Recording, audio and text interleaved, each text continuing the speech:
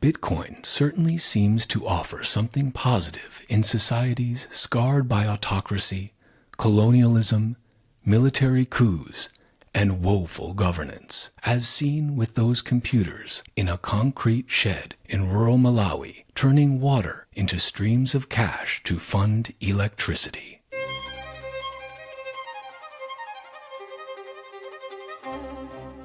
Greetings and salutations, my fellow plebs. My name is Walker, and this is the Bitcoin Podcast. The Bitcoin block height is 824,773, and the value of one Bitcoin is still one Bitcoin. Today's episode is Bitcoin Out Loud, where I read a Bitcoin or Bitcoin-adjacent piece of writing out loud. Today, I'm reading The African Village Mining Bitcoin by Ian Birrell. This is a great piece to send to your friends and family who still just think Bitcoin is some magic internet money Ponzi scheme Americans can use to get rich, or who think Bitcoin and crypto are the same, or who think Bitcoin is only used by criminals. The narrative around Bitcoin and Bitcoin mining is shifting, and those in the so-called mainstream are starting to realize what Bitcoiners have been saying for years about the benefits of Bitcoin and Bitcoin mining. It's not just technobabble. It's real, it's happening, and it's incredible. Before we get started, I want to remind you that the Bitcoin halving is just a few months away. So now is a good time to get your Bitcoin off the exchange and into your own custody. Go to bitbox.swiss/Walker and use promo code Walker for 5% off the Bitcoin-only BitBox02 hardware wallet. It is fully open source. You can go to their GitHub and verify for yourself. No need to trust me. Again, it's Bitcoin only, and it's super easy to use, so you can use it if you're a seasoned psychopath or a new coiner. When you go to bitbox.swiss/Walker and use promo code Walker, not only do you get 5% off, but you also help support another fucking Bitcoin podcast. As always, you can watch the video version of this episode on Rumble, YouTube, or X by searching at Walker America, or listen on fountain.fm or wherever you get your podcasts by searching for The Bitcoin Podcast. If you listen to The Bitcoin Podcast on Fountain, consider giving this show a boost or creating a clip of something you found interesting. If you're a Bitcoiner and you haven't checked out Fountain yet, I highly recommend it. You can send Bitcoin to your favorite podcasters and earn Bitcoin just for listening to this show. And if you are a Bitcoin-only company interested in sponsoring another fucking Bitcoin podcast, hit me up on social media or through the website bitcoinpodcast.net.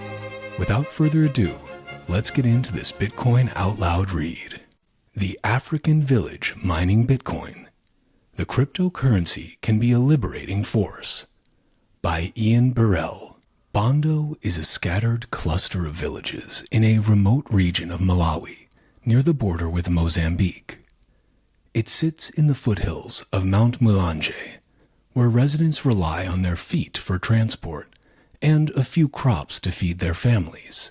Yet, unlike in most places in this impoverished country, when night descends, they can now switch on the lights, stoves, and televisions in their homes. For electricity has arrived in Bondo. 3 turbines were installed in a micro-hydro scheme, exploiting the fertile region's rainfall. And the impact has been life-changing for the 1,800 homes so far connected to a mini-grid. Children can study after dark, so now have a better chance of passing the exams for secondary school, rather than having to leave aged 11. Drugs and food can be stored in fridges, so villagers do not have to make the 12-mile trek to the hospital and can produce batches of food or drinks to sell at market. Cooking the evening meal is 3 times quicker and far less destructive to the environment, without the need to collect firewood. One group of women giggled when I asked them if they had televisions and watched football in their homes. Before, our husbands would say they were going off to watch football, when they were really walking out with other women. Now they can no longer claim they are going off for football, Bertha told me. The senior chief told me they had never dreamed of having energy supplied to the villages, with a dozen maize mills, many small enterprises, schools, shops, and churches, also connected to the grid. When you move around Bondo, you see happy people, and that's because of electricity. Yet the big surprise in Bondo is not simply the supply of energy to such an isolated community. In a country where only 1 in 8 citizens has access to grid electricity, and on a continent where almost half the 1.2 billion population still lack this life-changing supply. The real eye-opener is the stack of 32 computers inside the concrete pump shed. This innovative mini-grid, located more than 2 hours from Malawi's second city of Blantyre, along bumpy roads and tracks that can become impassable in a torrential downpour, is mining Bitcoin to fund its operation. It is a smart idea. The computers used to create valuable new Bitcoin tokens and validate transactions consume around the same amount of energy as a medium-sized country such as Sweden would generate. Hence, the stinging critique of how this cryptocurrency wastes the planet's precious resources. This initiative flips that narrative by using Bitcoin mining to fund energy in parts of Africa that are too poor or too remote to merit connection to grids, but which do have plentiful supplies of potential power sources. Mining soaks up the excess energy of these renewable plants, and this delivers not just electricity, but a powerful jolt to drive development in the local economy. The concept comes from a Kenyan firm, Gridless, set up in 2022, whose backers include Twitter founder Jack Dorsey. There are 4 other sites in Kenya, Zambia, and plans for scores more across the continent. Its aim is to demonstrate how Africa could play a central role in countering the conventional belief that Bitcoin, now 15 years old, is used simply for risky speculation and dodgy transactions. Instead, it backs those who claim it will lead to more inclusive financial systems, as it usurps the control of dysfunctional governments and manipulative central banks. It will also release the community from reliance on foreign handouts to survive. The Bondo power plants were built by Mount Malanje Conservation Trust, a local group trying to protect the mountain region's unique biodiversity, and were initially supported by finance from aid and development agencies. But now Bitcoin covers the running costs. This offers a commercial incentive that does not rely on altruism or subsidies to deliver power to remote regions, while exploiting energy waste at times of low use, such as overnight. Malawi, one of the world's poorest nations, provides a powerful case study in the failures of aid. As former Development Minister Rory Stewart said in a lecture at Yale, Britain gave £4.5 billion over half a century to this southern African country, corroded by corruption and bad governance. Yet it ended up, quote, if anything, poorer than when it was when we started. Bitcoin can prevent Bondo from becoming the sort of white elephant that you see across Africa, built by aid groups and then abandoned, said Eric Hersman, chief executive of Gridless.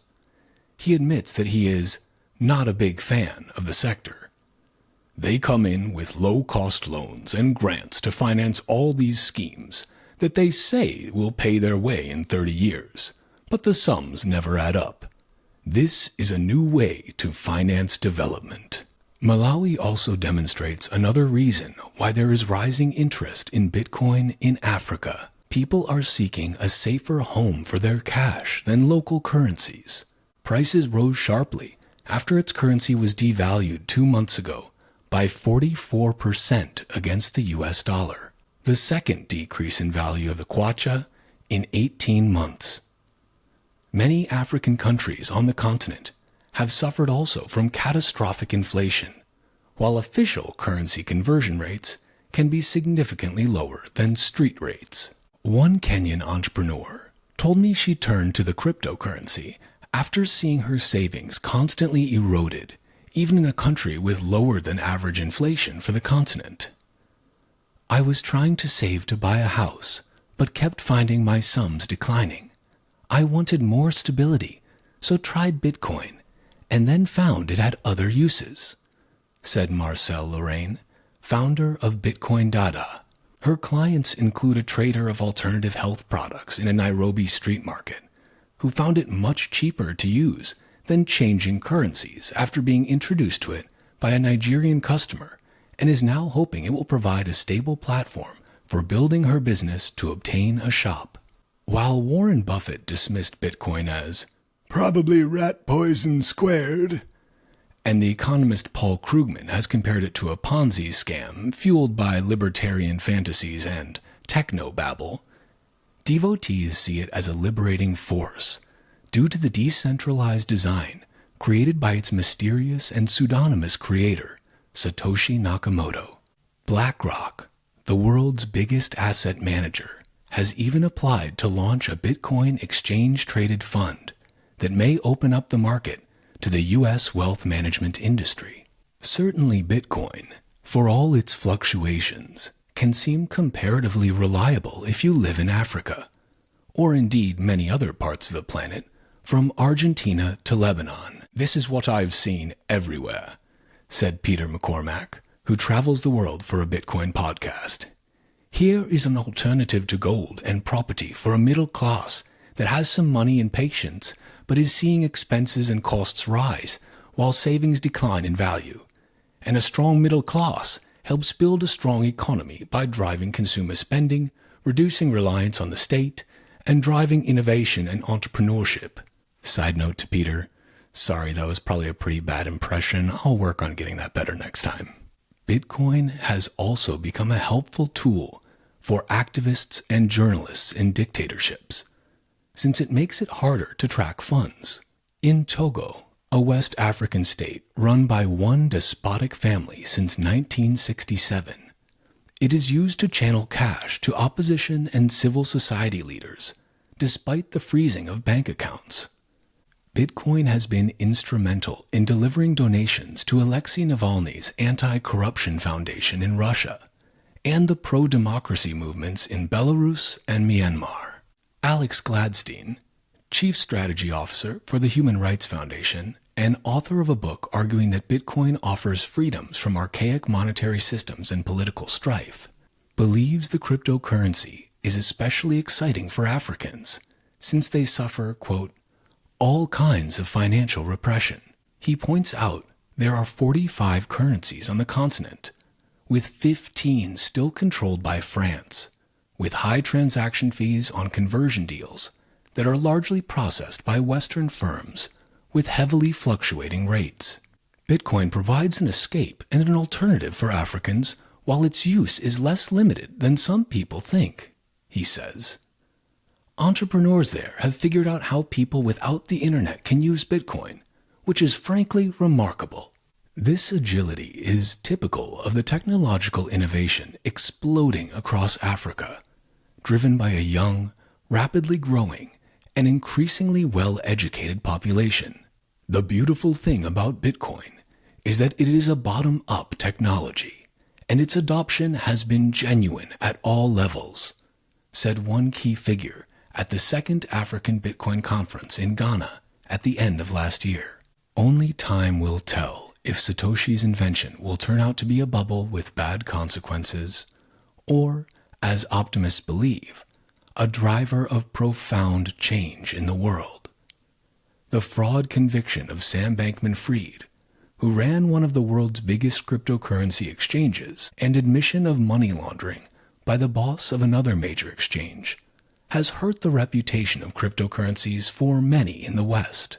But Bitcoin certainly seems to offer something positive in societies scarred by autocracy, colonialism, military coups, and woeful governance, as seen with those computers in a concrete shed in rural Malawi, turning water into streams of cash to fund electricity.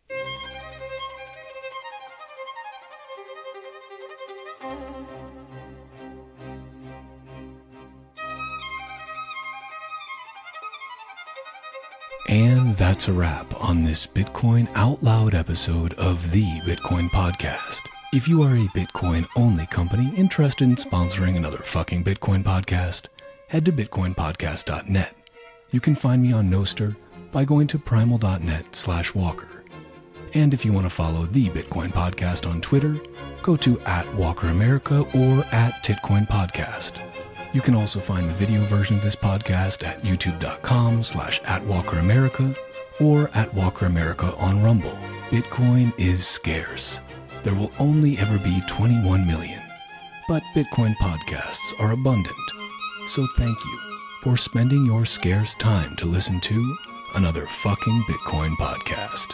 Until next time, stay free.